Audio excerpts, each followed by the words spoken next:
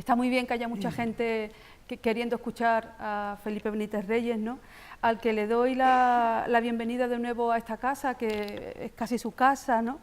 Y para nosotros es una alegría y un honor tenerlo aquí para hacer la primera ponencia sobre la obra de Fernando Quiñones, ¿no?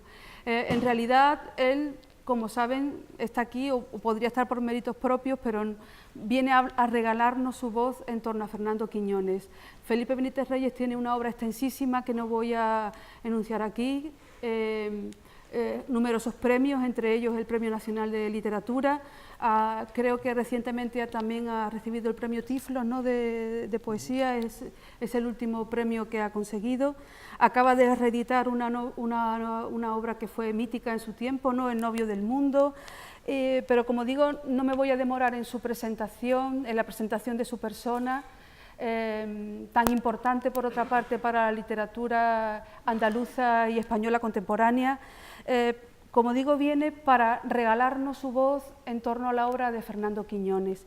Y para cederle la palabra solamente voy a leer una frase que él ha escrito recientemente para un catálogo que hemos preparado entre muchas personas para el Centro Andaluz de las Letras, en una contribución suya que lleva por título Quiñones en sí. Escribe Felipe Benítez Reyes: la imagen que conservo de Fernando es la de un hombre que vivía para la literatura desde que se levantaba hasta que se acostaba.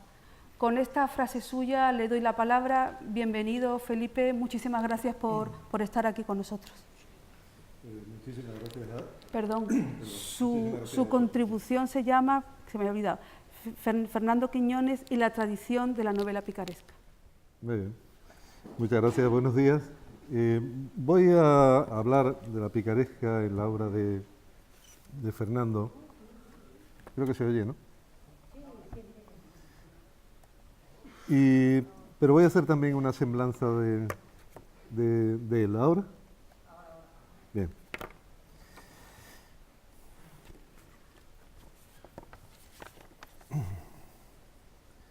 Hay escritores... No.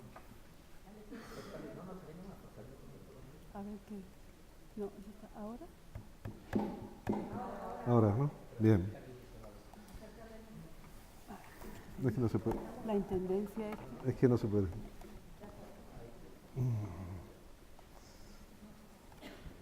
Bien. Hay escritores indisociables de una ciudad. Pensamos, por ejemplo, en Marcel Proust y vemos recortado su espectro lánguido sobre una postal en sepia de París. Pensamos, por ejemplo, en Praga como telón de fondo en cuanto oímos el nombre de Franz Kafka. Resulta imposible no acordarse de Ezra Pound cuando pasea uno por Venecia y ve una góndola mecerse funeralmente en un embarcadero. Mencionar a Chesterton es evocar un Londres de Guiñol con sus misterios paradójicos.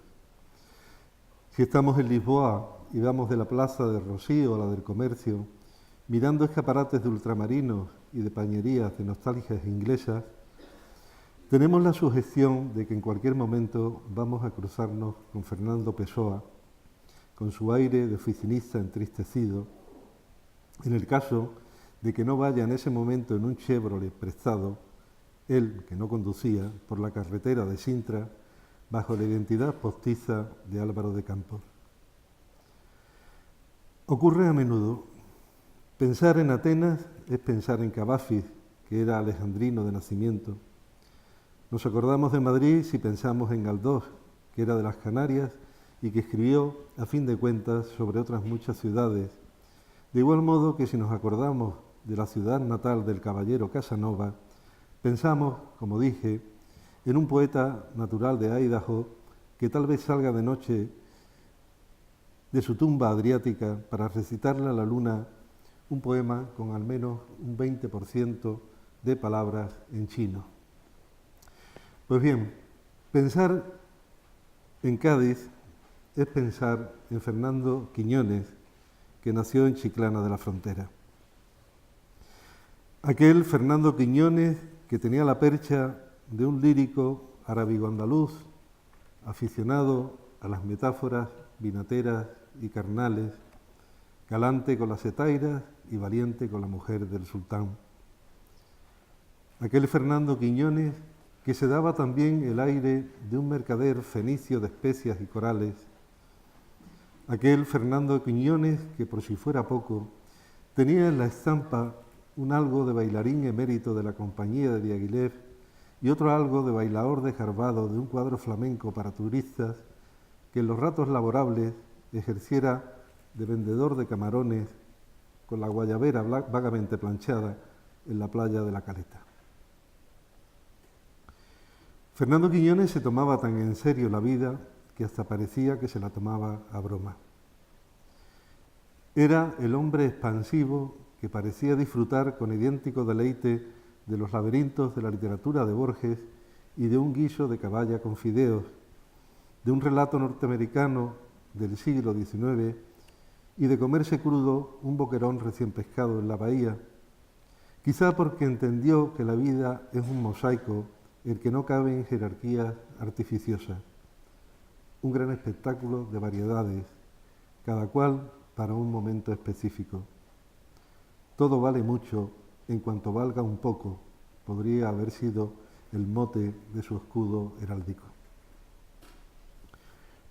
Atento a las anécdotas de la calle, atento al latido de la gran literatura y atento a la vez al pulso del habla popular, gozador vehemente de todas las cosas posibles y a su alcance, Quiñones supo administrar sus devociones terrenales para que su vida fuese más o menos como él quiso que fuera, desde su condición de melancólico en celebración persistente, con algo de pillo hedonista y algo de pensador senequista en un equilibrio proporcional.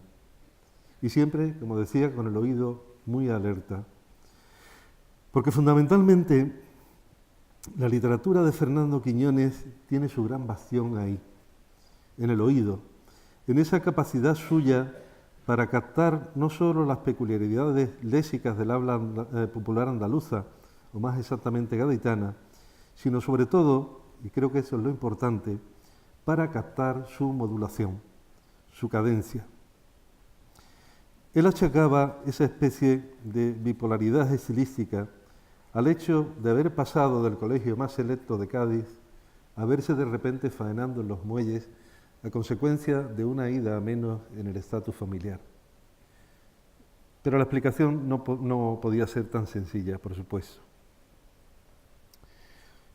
Cuando Quiñones actúa literariamente sobre el habla de nuestra tierra, el habla de Andalucía, pero sobre todo, insisto, de Cádiz, no lo resuelve con unas cuantas palabras o palabras estratégicamente colocados en medio de un discurso convencional y de afanes más o menos costumbristas o casticistas. No es eso, porque se trataría de una solución no fácil, ya que casi nada lo es, pero sí, desde luego, previsible. Se trata, a mi entender, de algo más complejo y más depurado. La captación de un modo de hablar que se corresponde con un modo de pensar, con un modo de discurrir. Una modulación de voz para una modulación de la conciencia, de la lógica titubeante de la conciencia. La peculiaridad de una sintaxis, en definitiva, como generadora de un modo peculiar de pensamiento. Los personajes populares de Quiñones, a menudo en calidad de narradores homodiegéticos, hablan con sus meandros y circunloquios, a veces con sus leves anacolutos, con sus inconcordancias, con precisiones sorprendentes y con imprecisiones afortunadas, pero no con el propósito de asentarse en el pintoresquismo de lo marginal, sino en el núcleo mismo de la literatura, que no es otro que su raíz oral. En su libro El coro a dos voces, por ejemplo, que él presentó como un híbrido de conjunto de relatos y de novela coral y fragmentaria, encontramos una sistematización de esa alternancia entre el lenguaje literario culto y el habla popular, hasta el punto de que el autor llegó a diferenciar ambos registros mediante una tipografía distinta. No hace falta aclarar que Quiñones jamás consideró el habla popular como un lenguaje devaluado, sino como un lenguaje vivo, en alteración constante, y como un territorio fecundo para la indagación estilística. Hasta tal punto llegó su adhesión a las posibilidades literarias del habla popular que buena parte de sus colaboraciones periodísticas están acogidas a ese registro, a un tono de desparpajo, de cosa ligera que aparenta ser dicha a la ligera, con modismos coloquiales, con tono incluso de chascarrillo. Buena parte de lo que Fernando Quiñones escribió para periódicos sirvió para lo que suele servir, es decir, para ser leído y olvidado al instante. Esas prosas urgentes o esos apuntes de actualidad. Pero las semblanzas que se publicaron en el diario El Independiente y que luego se recopilaron en libro con el título de Fotos de carne, rebasan el ámbito fugaz del periodismo para instalarse en el ámbito perdurable de la literatura. Galería o álbum de personajes idos, semblanzas recordatorias, según las definió el propio Quiñones. Y en esas páginas, a lo largo de esas páginas, nos habla de Picasso, de Aleixandre, de Bola de Nieve, de Cocteau, de Cortázar, de Manolo Caracol o de Rubinstein, y lo hace en la mejor tradición del retrato literario. Pero esas semblanzas también tienen mucho de retazos, de fragmentos desorganizados de la autobiografía que Quiñones nunca escribió, y eso que nos perdimos, pues es posible que Fernando Quiñones fuese el mejor personaje literario de Fernando Quiñones. En esas fotos de carne encontramos de nuevo la oscilación entre lo popular y lo culto. La semblanza de Stravinsky, por ejemplo, a quien Quiñones atribuye una cara de mejillón cabreado y mal cocido, empieza así: «Qué viruji más perro por ese Antón Martín a las 5:15 de la noche». O, por ejemplo, la semblanza que hace de Picasso, que tiene este arranque. Dice: «A veces tiro a creer que hice el Canelo, aunque si me lo pienso un poco, ya no sé». Porque, por lo visto, Picasso le quiso regalar un dibujo y él se hizo, en fin, no quería abusar de la generosidad de Picasso. Bueno, tal vez la confluencia natural y la fusión armoniosa de ambos registros, el culto y el popular, los representa paradigmáticamente la novela La canción del pirata, a mi entender su gran obra de ficción y, aparte de eso, el crisol de toda su literatura. Ahí tenemos a ese pícaro del siglo de oro, de nombre Juan Cantueso, hijo de clérigo, contándonos su vida, sus menesteres, sus ocios y negocios, sus calamidades y regocijos. Y ahí tenemos, ya digo, toda la esencia de la literatura de Fernando Quiñones, el relato en primera persona, la voz de modulación coloquial y a la vez de tensión barroca, la alegría ante la vida a pesar de las muchas y continuas adversidades, el telón de fondo de una esplendorosa Cádiz en las postrimerías del siglo XVII. Bien, como quiera que el título de esta charla se iba a centrar en la picaresca, voy a ahondar un poco en esta novela. Cuando hablamos de novela picaresca, yo creo que en gran medida estamos hablando de la esencia misma de la literatura. Es decir, los patrones serían, como saben ustedes, un relato confesional en primera persona, el relato de una vida contado generalmente a alguien, y sobre todo la novela picaresca lo que se centra es en la peripecia de un menesteroso. Esta novela de Fernando Quiñones, que yo les recomiendo vivamente, precisamente porque es una novela que sigue muy viva y que depara un gran placer de lectura, esta novela se acoge a ese patrón. Como acabo de decir, este Juan Cantueso, el personaje central, el que narra su vida, es el hijo de un clérigo, la vida no solo parte de cero, sino que parte más bien de -1, con todo en contra. Y ahí entramos en el territorio también fundamental de la novela picaresca, que es el hecho de que estamos asistiendo al relato de una vida, pero a la vez asistimos a la invención de una vida, porque el pícaro no solo tiene que ganarse la vida, sino que tiene que inventarse una vida, tiene que conseguir un lugar propio en el mundo, en un mundo que de entrada le resulta completamente hostil. Como digo, esta novela de Quiñones respeta, digamos, esos patrones, y incluso la ficción de él estar contándole la vida a un tal Irala, un aficionado a la escritura, y porque ahora no lo recuerdo bien porque hace ya tiempo que leí la novela, pero creo que Cantueso no sale de analfabeto o de semi-analfabeto, pero él ya en prisión le cuenta su vida a este bachiller que va tomando nota de todas las aventuras y desventuras que padece Juan Cantueso a lo largo de su vida.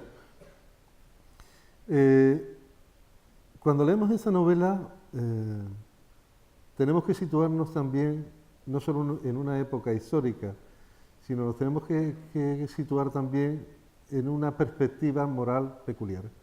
Es decir, Juan Cantueso llega al mundo con nada, o con menos que nada. Y de las primeras cosas que hace, y no adelanto nada a quienes no hayan leído la novela, porque sucede a las pocas páginas, en esas pocas páginas él se acaba convirtiendo de inmediato en un asesino. En un asesino desde la inocencia del asesinato. Es decir, no se explica bien por qué comete su primer asesinato, y eso nos sitúa, ya digo, en una perspectiva moral también compleja, porque yo recuerdo un escritor coetáneo además de Quiñones, de su misma generación, que yo le recomendé esa novela, la empecé a leer y me dijo que la dejó cuando se produce ese asesinato en las primeras páginas, que la dejó porque le provocó repugnancia. El hecho de que asesinase con tanta desenvoltura y sin ningún problema de conciencia. Bueno, aparte de que las ficciones son ficciones y no son otra cosa, y podemos leer novelas de psicópatas sin que nos provoque una gran alteración moral, nos puede provocar repugnancia, pero la literatura también fascina desde la repulsión, no solo desde lo grato y desde lo agradable y de lo complaciente, sino también la literatura tiene esa capacidad de revolvernos, de provocarnos repulsa, pero sin embargo sí nos consigue fascinar. Entramos en la ficción, que es de lo que se trata. El mérito de la ficción es que quien lee esa ficción asienta a los mecanismos con los que está resuelta. Pues bien, en esa novela que vuelvo a recomendar, porque ya digo que es una novela esplendorosa, con una cantidad de recursos magníficos, con este Juan Cantueso al que uno acaba más o menos entendiendo, comprendiendo o disculpando, porque es un personaje excesivo, y todos los personajes excesivos implican una apuesta fuerte por parte de un autor. Cuando uno escribe una novela centrada en un personaje en el que todos son bondades y virtudes, pues más o menos tiene ya un terreno allanado con respecto a quienes vayan a leer la novela, porque hay un asentimiento moral y empático hacia ese personaje. Pero cuando se crea un personaje excesivo, la cosa se complica un poco, porque ahí exige un asentimiento por parte del lector y un asentimiento que de pronto puede derivar en la repulsa. Bueno, dicho esto, sigo con lo anterior, pero desplazándolo a otro ámbito. Bien, porque aparte de su labor narrativa, Fernando Quiñones fue un poeta personalísimo. Él por edad se encuadra en la llamada generación del 50, pero siempre y cuando distingamos qué es una generación y qué es un grupo. Es decir, la generación como fatalidad cronológica y el grupo como actuación estratégica dentro de una generación. Quiñones, como tantos otros poetas de su tiempo, estuvo en los márgenes de las principales maniobras de significación de esa generación del 50, pero eso al fin y al cabo no pasa de ser un asunto menos metodológico que literario. José Manuel Benítez Ariza ha estudiado con muy ajustada lucidez la trayectoria poética de Quiñones en el prólogo que puso a la antología titulada Crónica Personal. En ese prólogo, Benítez Ariza advierte de la simplificación que supone dividir la obra poética de Quiñones en dos periodos. El primero, el que se cerraría con la publicación de su libro En vida, que salió en 1964, y el ciclo que comenzaría en 1968 con la publicación de Las Crónicas de Mar y Tierra. De todas formas, el propio Quiñones insistía en la diferenciación de ambos ciclos, ¿no? Sea como sea, el segundo ciclo está contenido y apuntado en el primero, como tal vez no podría ser de otra manera, porque al fin y al cabo toda obra poética acaba siendo un continuum, ¿no? un algo que mantiene una coherencia y una armonía, y en que lo posterior es consecuencia de lo previo. Y lo digo porque la voz de Fernando Quiñones, la voz poética de Fernando Quiñones, está definida casi desde sus inicios. Hay poemas suyos de esa primera etapa, como por ejemplo los dedicados a Melville y a Borges, que podrían integrarse perfectamente en la serie de las crónicas, tanto por su asunto como por su tratamiento estilístico. La extensa serie de las crónicas responde, creo, a un propósito esencial, que no es otro que el entendimiento del poema como un espacio lírico ajeno por lo general al yo, o con un yo tangencial, digamos, un ámbito estético para la recreación histórica desde un entendimiento interactivo de la historia, una revisión también del monólogo dramático, un recurso al collage textual y a la amalgama de voces. Pero ese propósito esencial se ve diversificado en el tratamiento de la escritura, lo que aleja de este proyecto, el proyecto de las crónicas, de la repetición de una fórmula. Quiñones tenía una fórmula, como la tiene todo escritor, pero supo arreglársela para no convertirse en esclavo de ella. Sus crónicas sucesivas, se renuevan no solo por su grado creciente de maestría, sino también por su variedad de recursos a partir de un recurso matriz.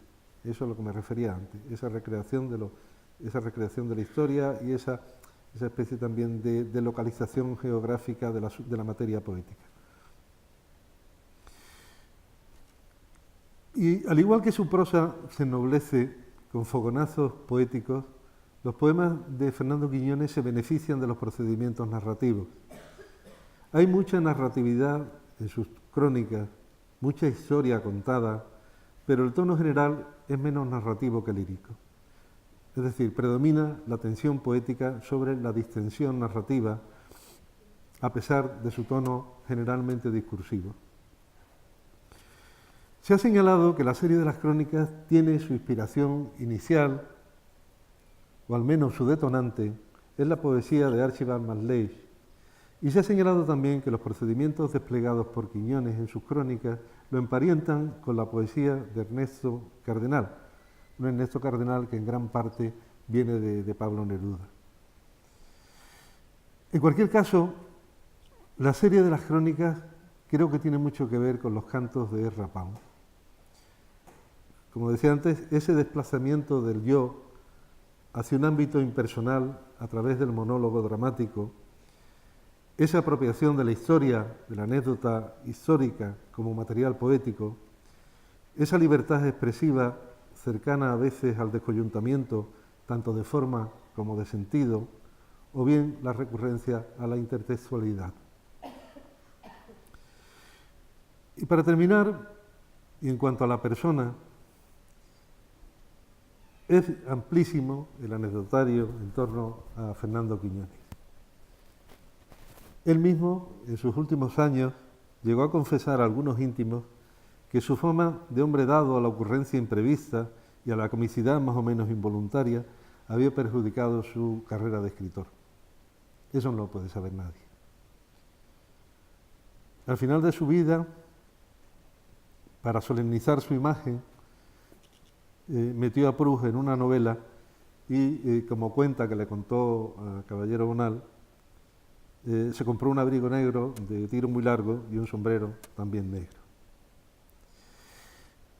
Bien, yo la imagen que conservo de Fernando es una imagen entrañable, es la de un hombre que vivía, como decía Nieves, que vivía para la literatura desde que se levantaba hasta que se acostaba, a pesar de que diera la impresión de estar demasiado disgregado en la vida, en los pormenores baladíes de la vida, como para andar pendiente de lucubraciones y de proyectos dificultosos. Pero todo lo contrario. Fernando Quiñones era un escritor en alerta continua, en sesión continua, casi obsesivo y medio sonámbulo cuando andaba en faena, que era casi siempre. Un escritor al que los rebujos imprevisibles de la realidad le servían como materia prima, y él salía cada mañana a la búsqueda de esa materia, que no era tanto una materia argumental como verbal.